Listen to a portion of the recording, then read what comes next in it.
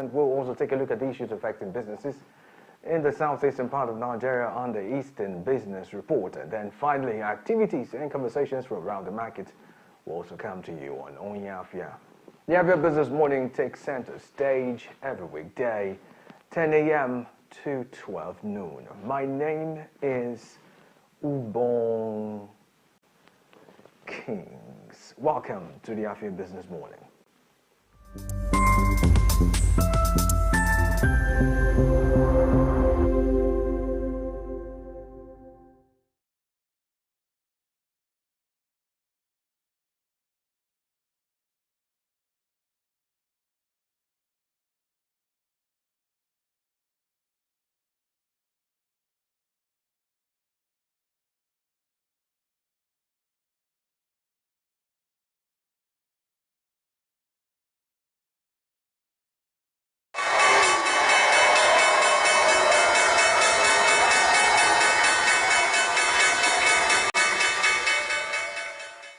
Trading on the floor after Nigerian exchange is open today. The exchange in London opened an hour ago. The New York exchange is yet to open, while in China, opening bells went off at 2 a.m.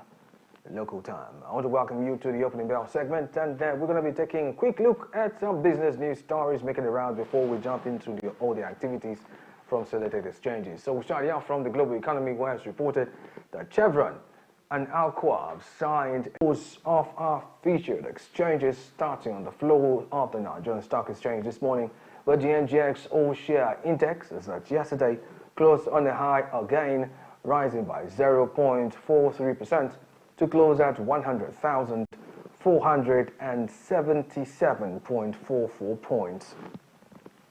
I'm interested to know that a total of 389,701,474 shares valued at 9,199,213,024 naira 16 kobo, were traded across 9,573 deals with equity capitalization of 60,908,297,872,693 naira 64 kobo.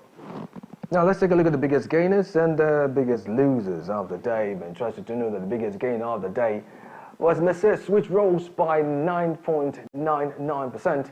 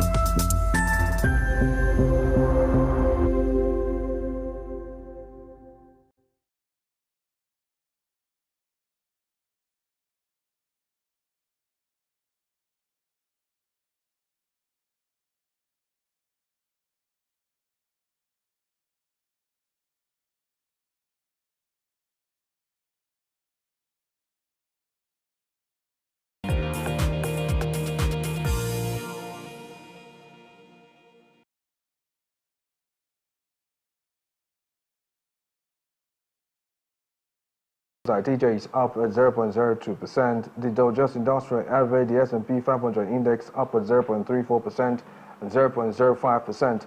The Nasdaq Composite is up also at 0.04%. Away from that, let's take a look at what's happening in London at the London Stock Exchange this morning. It's all rises. And index values across board. The FTSE 100 is up at 0.15%. The FTSE 250 is up 0.37%. The FTSE 350, FTSE all-share index all up at 0.18% and 0.18% respectively. Now let's take a look at what's happening with reference to the Chinese Stock Exchange. And we started off at the exchange at Shenzhen, where interestingly the two is all rises. Index values across board compared to yesterday. Yesterday was reversed basically for almost all these exchanges. But then the Shenzhen Component Index, the ZSE Composite Index, and the Chinex Index are all up at 0.44%, 0.58%, and 0.04% respectively. And while we remain in China, let's go to Shanghai, where it's all rises as well. And index values across board, with the SSE Composite Index up at 0.62%, the SSE 50 Index up 0.72%, the Star 50 Index up 1.47%, the SSE 180 Index up 0.72%, the SSE 380 Index is up also at 0.45%, the CSI 300 Index up at 0.51%. We'll go on another break, and when we return, we'll be looking at commodity prices as well as our consumer price watch in the open market. You may want to follow this program, join in on the conversation, and pretty much watch in live on our dedicated Afia Business YouTube channel. Kindly tap in the search bar www.youtube.com/Afia Business, and while you're there, do well to hit the like button. Remember, you can subscribe so you get notifications on all business-related content coming to you from Afia TV. The Afia Business Morning and indeed Opening Bell. We'll be right back after this time out. Stay tuned.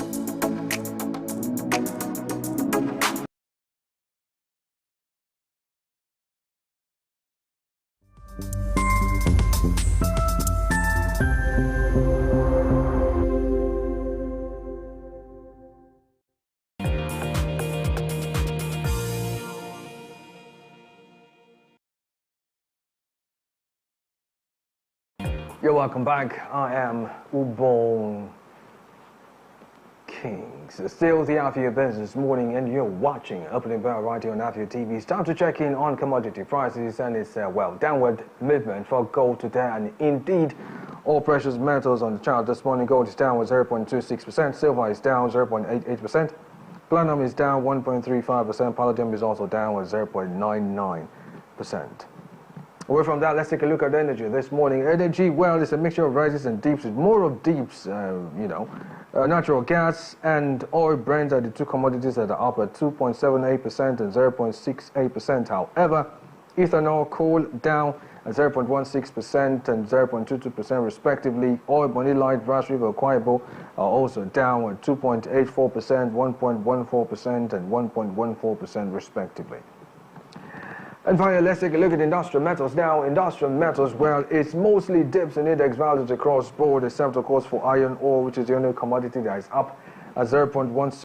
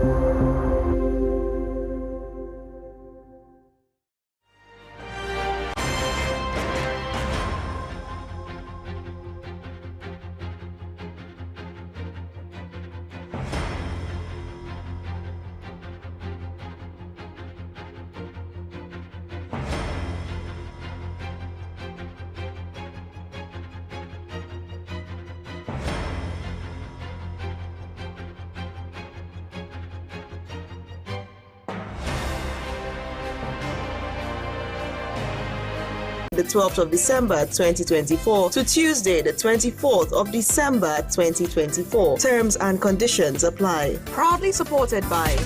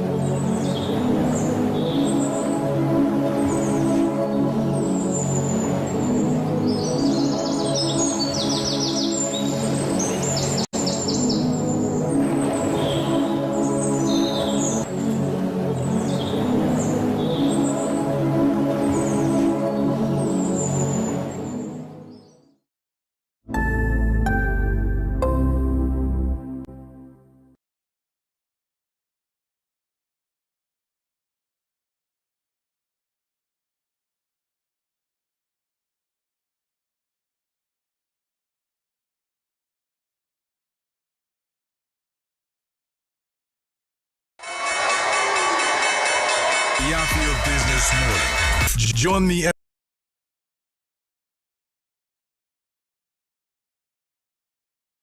On this special edition of the Eastern Business Report, we'll be looking at the business of fashion and culture, specifically the Egu collection. That's what we're going to be focusing on this morning. And it may interest you to know that the business of fashion and culture is pretty much a whole lot. Okay, the fashion industry in Nigeria plays an important role, cultural role if you may, and contributes significantly to the country's economy. Clothing incorporates a variety of colors, fabrics, and embellishments, often beads also. Many of the component cultures of Nigeria wear styles that are characteristic of their tribal society and customs. Now, new Nigerians in quote. Nigerians in quote. Now, this and more will form the basis of our session here together. My name is Ubong Kings. Welcome.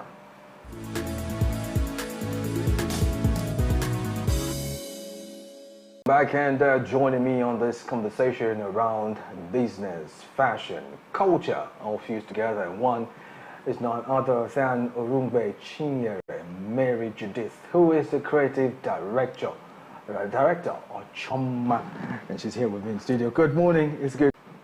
You are in the fashion space, yeah? Mm-hmm. At the same time, you're putting a lot of things into this, you know, but what was the pull for you to fashion? I mean, was this something you always wanted to do, or you just found yourself doing it? I know it might sound cliche. I would see what my dad's friends wear, and I would have opinions about it and tell them, oh, maybe do this better or do this. Yeah, that's why I started calling me Ochoma. Wonderful. So I still have like my dad's friends now that would see me in my old age and be like, oh, Ochoma, how are you? Like, then nobody calls me Chinyere, really. Where did all that come from? I think I was just a very mouthy child. Oh. So I said I gave my opinion, it does not mean that the opinions were correct. I just told them what I felt like was better. Yeah, there was. I think it was this era where they wore these singlets. These laces. The men with the singlets underneath. Showing, yeah. And for some very weird reason, I hated it. So, and I had this my dad's friend that was a was into fashion too. So he sold suits and English wears, and I liked it. I loved it. So I would just tell the other man, brother, see this other brother now. See how he looks nice. Look how he looks smart. Why don't you wear this instead? And nobody smacked you for that? Oh, no. I was my dad's illustrations. I do the ironing. I do the market runs. I'm very, very much involved still in, the production part of the business. Okay, that's the A part, but we'll come back to the B part. But let's continue with this A part here. Okay. You said illustrations. Yeah. Talk to me about that. Oh, okay. So I studied fine applied arts in Okay, University of that's it. Nigeria. That's fine. That's okay. That's okay. Because when I heard illustrations, I read architecture, so that's what I'm asking to know. Okay, what do you mean? I actually entered fashion through illustrations. Interesting. Like I said, when you asked me to introduce myself, I said I was a storyteller. I am a storyteller. So from secondary school, primary school, there was a time I had issues with my parents because I was feeling badly in school because I could not focus on any other thing but writing stories and drawing my stories. So I was failing woefully in school, and my parents, they knew that I was a smart kid, so like they were like, leave this thing, focus on your books, later you can. So but then one thing I realized was, even then while I write, I was always very much interested in sketching the characters, and I was so interested in what they were wearing. So even before I even knew that I was really into fashion, I would sketch out what they were wearing meticulously, color it, pick up my colors, like when we were in school with the crayons. And so till now, I like telling stories through clothing, and so illustrations were like the roots. The root. Yeah. Okay, now that explains it a lot further for me. Yeah. Now, let's talk about the emergence, culture, fashion, because clearly you're one very huge proponent of culture. So let's see, how did you find that merger between culture and fashion? I think it's a family thing. I grew up in a family that is very rooted in culture. My dad still send us Ika news. Like news from the village and stuff. And for some reason I don't know, I really enjoyed learning about my culture and different cultures, and it's just interesting for me. I think every storyteller would find something. I draw inspiration from culture, from people's story, from my story. So I think it was when I was in secondary school, and then God bless my history teacher. So he just, it was SS2, and we were like 3 history students because it was like an object, what do they call it, stuff where you can choose. You can choose, yeah. I get that. Yeah. So we're just 3 that chose history over government. I hated government. Okay. the study of it. It's fine. So I was history. So yeah. And then it was like a small class, so it was very intimate. And then we would sit in a round table and we would discuss about cultures, about history, and oh my, I feel like children need good, dedicated teachers because you have no idea the influence teachers have, especially when you're in primary and secondary school. It opens a lot. It sparks, things in your brain, and you just, it was really beautiful the way he spoke passionately, the way he taught us about the culture, and you keep digging in and you keep learning stuff, and and then there's this thing he said, our history predicts the future. Right. Yeah. So I just grew up with that. Okay. So incredible. So we have quite a number of things that influenced you already. Yeah. Okay. Clearly, there's the passion for arts, which was one part. I mean, to me, I would say that was the major part. Yeah. The passion for arts as per drove you to drawing. It reminds me of when I was younger. Yeah. We used to have our books turned from the center, and my mom used to notice that it was always me saying she knew I used to use it to draw, so she would use sellotape and tape it around. Oh my God! There's no way you can tell that. So she noticed that this guy keeps drawing no matter what. So he would just go to the back of the page, and just keep always find a way. Always, So she was now like, okay, fine, let's get him a drawing book. They call me drawing books, and that was what And to a large extent, I shared the same sentiment with you to a large extent. And then you moved on into fashion full time. Yeah. But the question I want to ask really is, I know that fine arts is where you're, what led to where, but if you were to put 2 of them on a table, platter, and talking fashion and fine arts, which would you choose? Oh, I think fashion is fine art. I like that. I saw that comment. I knew you were going to find a way of putting that together again. Yeah. You know, but that was smart. So I'm not choosing, it's both, really. Both. Yeah, because I mean, Beautiful. like I said, fine and applied arts. I basically studied fashion, fine and applied arts, and I majored in third year. And I told myself fashion is going to be my medium to expression. Yeah, my major, because I try to, you know, paint a little, and I still want to do ceramics and sculpture later in life. Okay. Yeah, I love ceramics, I love sculpture, but, you know, it's expensive. Yes, it is.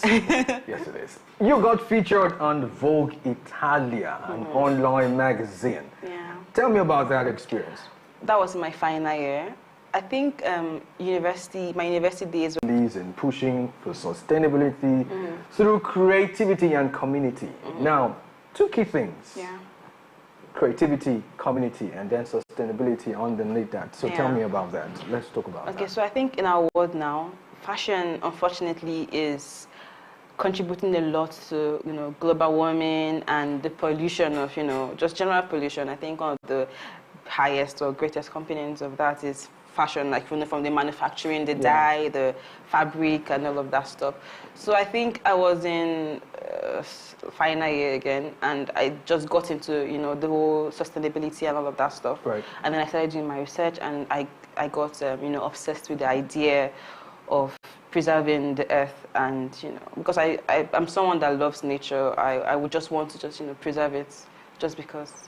And so I think we have to be creative to be able to find ways to still be able to express ourselves and create. Because I think it's funny to tell creators or like designers to stop creating, like to stop producing clothes. Yeah. Because the truth is that we cannot stop capitalism. People would want to buy. People would want something new. But now we have to think of creative ways to give people things that they want, ways that are, you know, healthy for the community, for the environment. Yeah. So that's why the creativity comes in play. There's a piece in my unreleased collection, Egu, where I use like fabric scraps from, like, you know, that I've been working with for months. Use the fabric scraps to create a trouser. I was even surprised when someone reached out to me a few days after posting it on my Instagram that she wants a pair, and I was like, oh. I was not expecting anybody to want to wear it because it looks like it's very big, it's very extravagant. Very, like, it's a piece that you cannot avoid. It's in your face. It's in your face, yeah. Yeah. So I was surprised, and I was like, okay, we can actually do this shit. We can. Sorry. This thing, yeah. We can do this thing. I was like, okay, so like, this is a creative way, you know, get fabric scraps. And the people are already doing this, but we need more people to do it. And, you know, other ways. There are a lot of creative ways we can reuse, we can upcycle, we can create fabrics that, you know, that are healthy for the environment. Okay. Yeah, and then for the community aspect, I don't think sustainability is just about the production chain. Sustainability encompasses a lot. It's, you know, there's sustainability when it comes to like culture and language. A lot of, especially for the Igbo culture, like I speak on that, I know that there are a lot of things that are quietly fading away. We don't have proper documentation, if I can say that. I tried doing research for my collection, and there was so much I could not find. A lot I could not find. I had to start going to like older people to talk to them. Right. To get information, and because like we have to find ways to preserve these things, our cultures and stuff. So this is also sustainability, trying to preserve things that, you know, all of that. So yeah. Point noted. But because we're running out of time, you just finished an unreleased project that draws attention, so inspiration rather, from masquerades. Yeah. And scarification. Now, we'll come to that. Okay. Now, really, what is the motivation here? It came to me like a dream. Okay. I kid you not. Okay. So, I tried my hands in this competition. That happened September. And the theme of the competition was preservation of cultural heritage and all of that. So I was by the pool with my friends, and I was sketching, and I was just trying to, what can I do, what can I bring up? And then, like I said, came to me like a dream. And I've always been intrigued actually by, you know, masquerades. I think they are very interesting. I do not know so much about the spiritual part of it. But the artistic part of it intrigues me. The colors, the movement. So this collection plays a lot with like colors and the movement and the, you know, extravagance of African masquerades, Nigerian masquerades. Okay, so now tell me, I heard from the grapevine that you have a certain event coming up. Yeah. And this event, is it the one we're going to get to see this thing you're talking about right now? Oh yes, every piece from the collection is going to be on the runway. Now you're talking. It's going to be on the runway. Okay, great. So we're going to be seeing, how did you put it? Designs that draw inspiration from masquerades and scarification practices across the southeast and southeast region of Nigeria. Now, when is this happening? On Sunday, the 22nd. Which Sunday? The 22nd of December. This Sunday. Few days from today. Yeah, like 4 days. Oh, interesting. 22nd. Okay, where? Time? Well, unfortunately, it's a private viewing, so I cannot give up the time and the venue. Yes, I know. Anyway, thank you so much for coming. And yes, indeed, in case you're just joining in, I've been playing host to a young woman. Her name, plenty names. There's the surname, there's the first name, there's a middle name. Oh, by the way, she already has quite a number of things going on, and you may want to go to our live YouTube page at the moment because you may want to review this video again to see exactly the things she said. I played host to Orungbe Chinyere.